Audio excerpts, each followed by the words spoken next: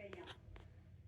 C'est le pire cauchemar, Julie, effectivement, de tout parent, de ne pas savoir où se trouve votre enfant, de ne pas avoir de nouvelles de sa part. Ils sont présentement dans le néant. Voilà la photo, justement, de Camilla Benjamin. Elle a 16 ans, elle manque à l'appel, effectivement, depuis le début du mois de février. Est-ce une disparition, une fugue? On l'ignore, Julie, chose certaine.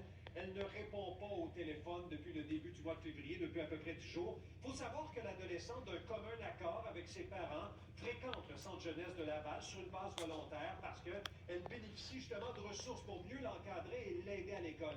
Mais la veille de sa disparition ou de sa fugue, le 1er février, elle était dans la résidence familiale avec sa mère, son frère. Ils ont regardé un film, ils ont pris un bon repas. L'ambiance, elle était très positive et le soir même, elle s'est rendue chez une amie pour y passer la nuit. Elle a même envoyé un texto à sa mère en lui disant « Je t'aime ». Mais le lendemain, Julie, pas de nouvelles de Camilla et je le répète depuis ce temps-là, c'est le néant total. Vous allez entendre sa mère et son frère.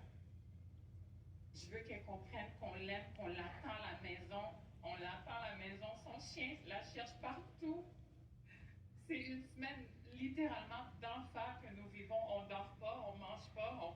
Tout ce que je fais, c'est regarder pour trouver une petite piste. On sait rien, on sait juste les amis qu'on connaît, puis ma mère, elle a toutes les informations sur les amis qu'on connaît.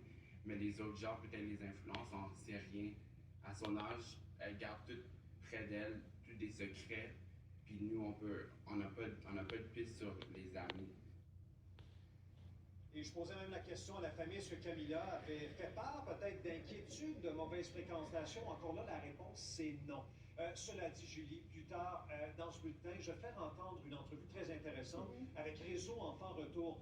Julie, on nous apprend que le mois de janvier, là, au Québec, est probablement l'un des pires mois en matière de fugue et de disparition d'adolescents. Ah, oui. C'est un rendez-vous plus tard dans ce bulletin. Oui, absolument. C'est un rendez-vous plus tard dans ce bulletin. Je te ferai entendre Mélanie Aubu, qui est la directrice justement de Réseau Enfants Retour. Très bien, hâte d'entendre ça. Merci beaucoup, Yves. À plus tard, Julie.